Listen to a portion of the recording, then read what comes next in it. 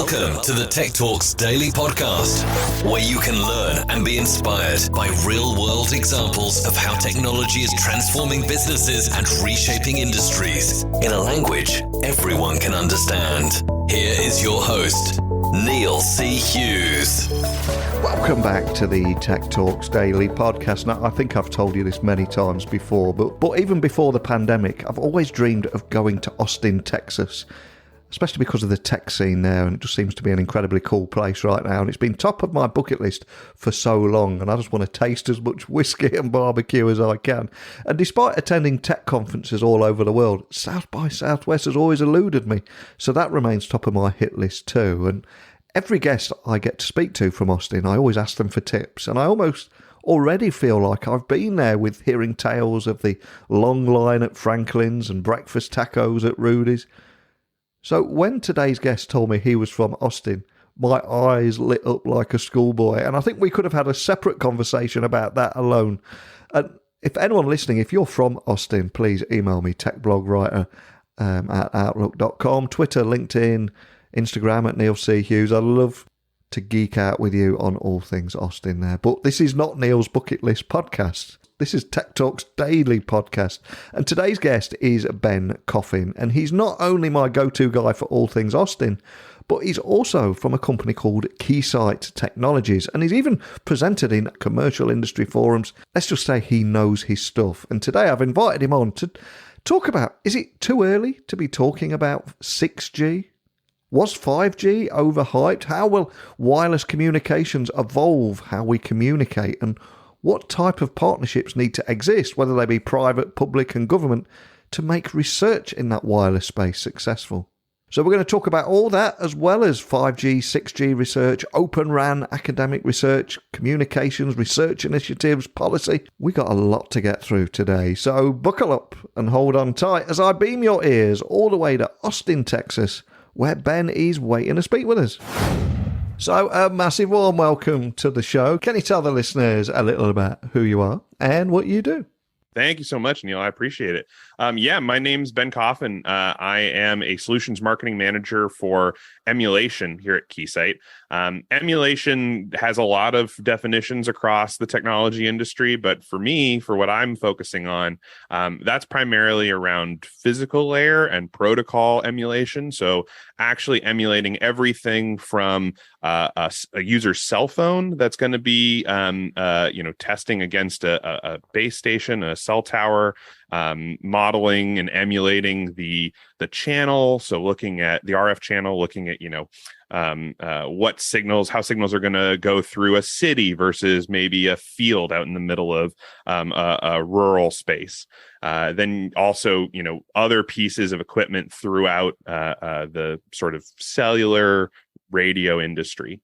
And my role as a marketing person is that I'm out here looking for the stories for folks in the wireless community. I've spent the last decade in the wireless research community, working primarily on what has been 5G research up to this point. 5G sort of getting to a state of maturity, and so now I'm continuing to work on 5G, and I've got my eyes set on 6G, and I'm looking for the interesting stories of new advancements, new technologies, new applications of technologies we already have in this space to sort of figure out, okay, what's out there, what's available, and how can folks get access to sort of the best in class tools. Well, I can't thank you enough for coming on the podcast today. I am conscious, before we dive into the worlds of 5G and 6G, there will be people hearing about Keysight Technologies for the first time. And after a little research, I can quickly learn online that you work with visionaries who imagine what's next for a more connected and safer world, and also play a big part in enabling innovators to create technologies that could define our future. But can you tell me a little bit more about how you guys do that? Yeah, of course. So for those unfamiliar with Keysight, you may or may not be familiar with the industry that we're actually a part of.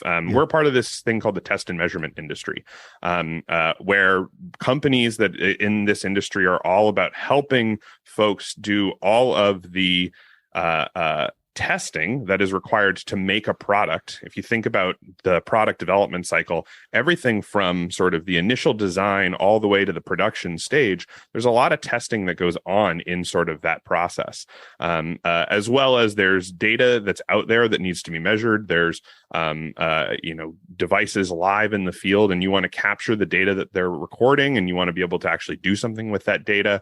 That's essentially what the test and measurement industry does. We sort of sit behind a lot of times major industries like electronic or automotive, and we kind of sneak into the background a little bit, but we're very present. This is a very large industry, and Keysight is one of the main players there. Now, you might know us from our history as an HP company. So we actually go back to the HP days, and then HP spun out a company called Agilent, and then Agilent spun out Keysight. And so we have a long legacy in the technology industry, have a long legacy of working with major customers, primarily in the electronics industry, but we also work in automotive, in defense, in biomedical. And really what we do as Keysight is we are giving you the capabilities anywhere you need across the design cycle to sort of move your product throughout that flow. So whether it's I'm in simulation and I need to design a board or design some sort of chip, and then that's going to happen entirely in software, or maybe I need to move that downstream into a prototype. I actually get that on a board, but now I need to sort of match up my simulation to my prototype. Or I'm actually in development stage. I'm building this thing into a system. I'm taking this chip and putting it into a radio, and then that radio goes into a cell tower. All the way down to my cell towers are up and running, and I actually want to monitor and I want to take a look at what's happening in the live actual network. And I want to take some of that data and I want to pull it all back. I want to analyze it and get a sense of really, what am I doing? What are my optimizations I can make? And being able to, through that whole sort of design cycle, look at data at every point and be able to move things along by having better access to that information. And you personally, I know you're very passionate about the worlds of 5G, got one eye on the world of 6G as well, but what's your big focus right now? So right now, I would say I'm primarily focused on something called Open RAN, which is a pretty disruptive thing that's happening in 5G. Yeah. For context, Open RAN is an effort to essentially, you can kind of think of it as open source for the cell tower. It's all about making software more accessible and more open. A standardization of interfaces. So, before you used to just have one cell tower that was one complete fixed black box that, you may or may not have any idea what's going on inside of. And Open RAN is all about disaggregating that black box, disaggregating the base station into separate multiple white box components that all can talk to each other over a common language. And now there's technology advantages to that. And that's part of what we're helping our customers explore and get into. So I'm talking a lot about, hey, what does it look like now that we've broken the cell tower up into all these discrete pieces from discrete vendors? How do you test all that? How do you make sure it all comes back together and that it actually competes with and delivers the same level of capability that the classic base station does? But also there's the business side of it. All of a sudden you go from there's a handful of folks capable of actually producing these large, very powerful, very processing intensive cell towers that have to deliver capacity and have to deliver demand of service to a whole cell. And now you split that up into, okay, I can actually go to a vendor that specifically specializes in radios, or a vendor that specifically specializes in, let's say, server technology. And I can get discrete pieces from them and sort of build it yourself. It's sort of a Lego mentality there. And so that's what I'm, at Keysight right now, focusing on helping our customers navigate both sort of what even are the Open RAN terms, what this is a new space for a lot of people. It's pulling together a lot of threads of sort of innovations that have been happening in this industry. But also then, how do you make the testing simpler? How do you actually make sure you have coverage of the tests you need? How do you articulate, okay, I think I know what this technology is, but now I need to test it. and telling the stories. There's lots of interesting stories of when all of a sudden we've seen this shift from moving from single vendors to multi vendors, and you have innovation and competition. You get to see really interesting examples of expertise where someone can come in and say, hey, I specialize in artificial intelligence algorithms. I can apply that now to the base station and offer that as a service or offer that as a piece of software to a mobile phone carrier and say, hey, I can improve your power capacity and make your grid more green or make your cell towers more green. Those are all sorts of interesting human aspects of the story that I'm trying to get out there and tell. Fantastic. And before we look into the future, if we look at 5G, do you think it's lived up to its hype? I love this question. I think this is a really great thing for us to think about because, as the consumer, we probably look at 5G and we go, well, what difference did it really make? Yeah. I'll go out to say that I think the hype was possibly improperly set. Mm-hmm. If you have 5G rolled out, you have access to 5G coverage, maybe you've seen the new speeds, you've gotten that millimeter wave connection at maybe in a downtown urban area, and you see, hey, okay, I'm streaming really, really quickly. You might notice that your 5G coverage is where you have it, it's consistently better. But if you look at sort of what we were capable of service-wise as a consumer with 4G, and you look at 5G, it doesn't feel to us, the consumer, particularly different. But I heard something really interesting at a conference I was at, actually here in Austin. That's a research conference for wireless communications researchers. And the keynote speaker said the odd G's are for the industries and the even G's are for the consumer. So if we look at 4G, we all noticed there was a significant improvement in cellular capability from 3G to 4G. We were all started to stream video on our phone. The idea of streaming music on your phone was there. 3G didn't really feel like a significant improvement, and 5G is sort of coming around to the same thing. If you look at what 5G's actually doing, it's actually more of an industrial enabler than it is sort of a consumer enabler. 5G is all about adding better latency, improving timing, more consistency in service. As a cell phone user, you see that and you think, okay, I don't really notice, going from 10 milliseconds to 1 millisecond of latency. But what does notice that is, let's say, a robotic arm in a factory. We see more and more industrial spaces, industrial Internet of Things companies connecting to a 5G network, where now the cellular network is becoming a backbone network for other industries, whether that's automotive, and you're looking at sort of V2X, so vehicle to everything, where a car is actually going to talk over the network, potentially to other cars. Maybe it talks to a stoplight. You look at the factory setting, have an entire interconnected series of robotic arms and manufacturing devices that are all talking to each other. That's where we're seeing the actual work happen right now, is all about connecting all these other industries that aren't sort of consumer cellular electronics, connecting to the network. And that's going to enable, I think, what we will ultimately see in 6G as the consumer, and what we'll see is, hey, okay, this is the hype we sort of thought 5G might have. And I remember, I think it was about 3 years ago, I think it was President Trump at the time, he said, forget 5G, we're looking at 6G.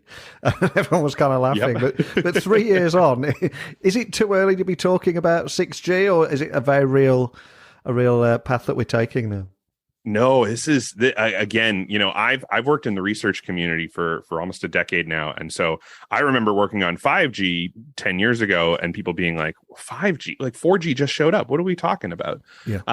So this is always going to happen. What's really funny is that there are actually people right now working on 7G, which is sort of hard to think about. But, there's a grad student somewhere in a research lab at a university that's working on the enabling technology for 7G. It may not be here for 20 years, but that there are people that are working on it. And so, where I would say where we are for 6G right now, 5G is in the midst of its sort of deployment right now, right? We've deployed a lot of 5G infrastructure, and we're going to continue to do that. If you look at where 4G was when 5G started, 4G continued to deploy for years after the start of 5G research. And so 6G is the same sort of thing. These standards take a while to get ratified. There's a lot of technologies that the organizations like the 3GPP, which is the organization that determines these standards, they have to go through a lot of debate and discussion on what's happening. So right now in 6G, we're looking at a lot of candidate technologies. So I would say that the main candidate technologies that are in the research phase. Again, we're trying to look at what do we want to use for 6G and sort of what are the metrics for 6G we want to improve. And so new spectrum technologies, we added millimeter wave for 5G. There are new frequencies called terahertz frequencies, which we're actually talking about hundreds, if not 1,000 gigahertz of frequency, getting close to visible light in that regard. So it gets really, really interesting what you can do with beams. Artificial intelligence plays a huge role in where 6G is going to go, as well as other technologies like digital twins, where you actually have sort of a digital copy of the network and how you use that sort of in parallel with the real network that's live. The other thing I'll say about 6G is I think one of the things that we can get caught up in with the marketing that we see around cellular technologies like these is that we think it's like the iPhone 12 replaces the iPhone 11, replaces the iPhone 10. With these wireless standards, 4G and 5G are coexisting technologies. 3G is still around. We're still using 3G. There's still a place where 3G makes sense. If you look at a lot of times you get into rural settings where coverage is not as easily deployable, right? 3G is still a backbone of the communication there. And, you look at, again, I talked about how 5G is sort of connecting industries. You still need a 4G network that's going to service, the consumer. And so 6G and 5G and 4G will all sort of stand next to each other. There will be, of course, overlapping things where, hey, this is going to get better and this is going to be an overall improvement, but they're also going to coexist. And I think that's one thing that can kind of get lost in the hype cycles around 5G and 6G is it's not a drop-in replacement. It's actually going to add on and be sort of a coexisting element. And I'm curious, as this technology continues to evolve equally as the way we communicate evolves, how do you think wireless communications is going to continuously evolve too? Are there any trends you're seeing around that? Yeah, absolutely. So I've been really fascinated with, as people are talking about these 6G candidate technologies, and we also look at the industries that are coming to the cellular networks right now, particularly the world of robotics. I've heard the term thrown around as the tactile internet. I believe it was the same conference that I was at in Austin in April this year, where there's this notion of the tactile internet. It's an internet that you actually interact with around you, which is sort of hard to visualize, but I'll give you an example of where this actually connects is this idea of telemedicine, right? Where I think a lot of us had very infrequently interacted with telemedicine before the last couple of years. And now I think I don't ever go to the doctor in person. I almost always Zoom my doctor, and that's how we connect. And so we think about that sort of advancing again, this idea of a tactile internet, of sort of having robotics that are actually on the network. Then you start thinking about, okay, so remote surgery becomes more and more practical. As you look at the improvements to latency and timing and feedback that the 5G network has been focusing a lot on, because they're looking at really sort of mission critical type technologies. You think autonomous driving, you think robots in a factory. You want to make sure that works, with reliability and really tight timing and is consistent. And so once that is sort of hardened and figured out, then we're going to start going to see, hey, I actually can perform telemedicine. I can do remote surgery across these connections. Now, that's maybe more of a, we don't think of that as sort of the consumer grade technology, but that's absolutely going to be one part of it. I think from the consumer side, one of the other things is, we can get massive amounts of data through 5G. Your data capabilities are much improved over 4G. But if you look at your cell phone, that screen, that 3x6 screen only can get so sort of high res, and that's going to make a real difference to you.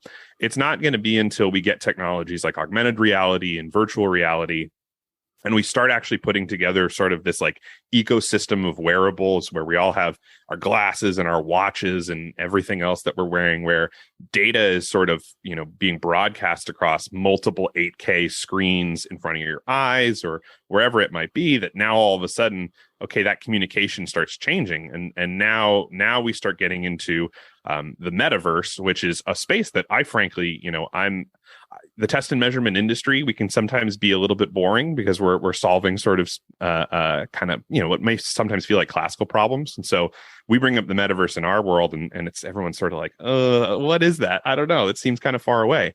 But the reality is that the more and more we look at this interconnectedness of, you can have direct connection to robotics, you can have direct connection to augmented reality, you can have direct connections to your car. This idea of sort of this digital seamless overlay that happens in our lives starts to come into the picture. And I think that that's a really interesting thing that we'll look out for, is that we'll just start to see this difference between, I think, getting on in front of a computer or pulling up our phone and going to communicate to that device, to that being more seamless and overlaid into our lives. And I'm curious, what type of partnerships do you think need to exist? And by that, I mean private, public, government, etc., to make research in the wireless space successful? Because there are so many different silos everywhere now in the tech industry. But how do you see it all coming together? Yeah, this is a great question here, because there's it, for a long time, sometimes it felt, I think industry and academia have always had a really funny view of each other one. Each side was looking at the other one thinking, oh, they're up in their ivory tower and they're too good for me, and they're working on things that they don't respect my research. And that I think is an older point of view, and I think we've started to move away from that, because the sort of demand on research, the demand on speed, and the demand on innovation keeps going up. And so there's, for a long time, we've always had this idea that there's a chasm between sort of where academic research happens and where industrial research and industrial development happens. And so there's been a lot of efforts to connect that, to close that, by making academic research more applicable, more applied, more in person and real. And then there are also, you have then sort of the third overlay, which is government, and how the government comes in and says, hey, well, we want to fund this, or we want to promote this.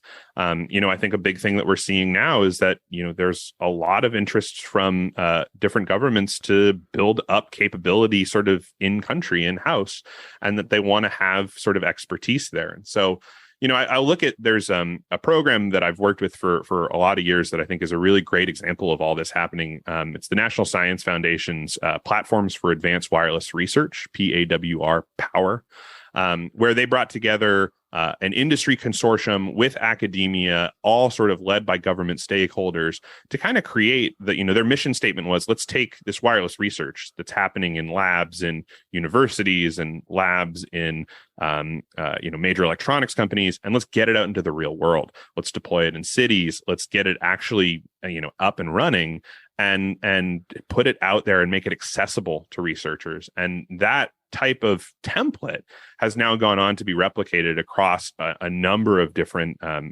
research vectors, where we're seeing, hey, we really have to have a tight handshake on the technology that's coming in and out of academia to industry. I see industry going more and more to academia and saying, hey, we need to actually figure out this thing. Can your researchers help us do that? And then the government coming in and saying, hey, we have mission sort of goals where we need to find the right set of researchers that can help us advance or help us solve the right problems.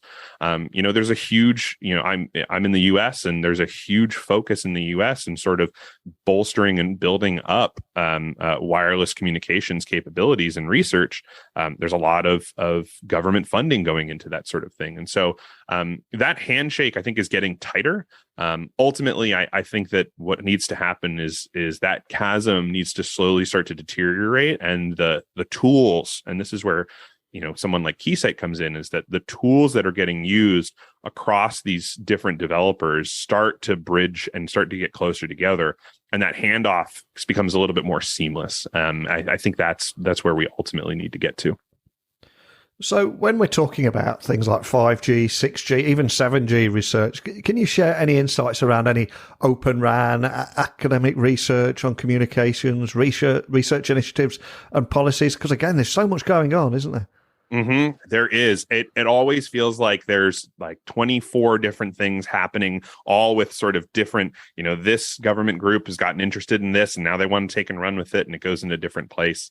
I mentioned Open RAN at the top of the conversation, and Open RAN I think is a really exciting thing. I obviously talked about sort of what it does to competition in the cellular market, what it actually does for disaggregation and sort of the technology in play. But what I'd actually throw out is to sort of link it back to where that private-public partnership and government needs to happen, is actually how ORAN sort of can be this connective tissue that happens between these different initiatives. So, if we look at how maybe wireless research was done in the past, I'm a university and I need to build my sort of cell tower for my lab. I'm going to build it kind of however I feel like I need to build it. I'm going to build it with, sort of the software and the tools that are at my disposal, whether it's standardized, whether it works with anyone else's implementation, maybe not. It's always been sort of bespoke, one-off. And what ORAN provides is it's this open standard interface where sort of the cards are on the table, and it's very clear sort of, what piece is responsible for what interface connects to how that interface connects. And what that allows for is that researchers can now, in the academic space, speak the same technical language that the industry is going to use. And that's really powerful because it means that collaboration becomes a little bit more simplified if there is a standard defined connector between, say, the radio component and maybe the processing component. Now, all of a sudden, the university who may focus in radio technology can build just their little piece. And as long as it connects back to what the industry is doing, that's something that, where before it would take, a team of grad students would build something. They'd come to their industry partner. They'd say, hey, we built it. It looks great. And the industry partner said, great, we got to take it all apart because we got to figure out how to connect it back to our stuff. Now it's a little bit more plug and play. And so I think that's a big part of where this is sort of these policies like Open RAN become sort of enabling and sort of can actually push us forward, not just because, hey, there are new players, there's new markets that can be expanded, but it also is sort of this fabric for collaboration at an academic level, and that I think is a huge impact.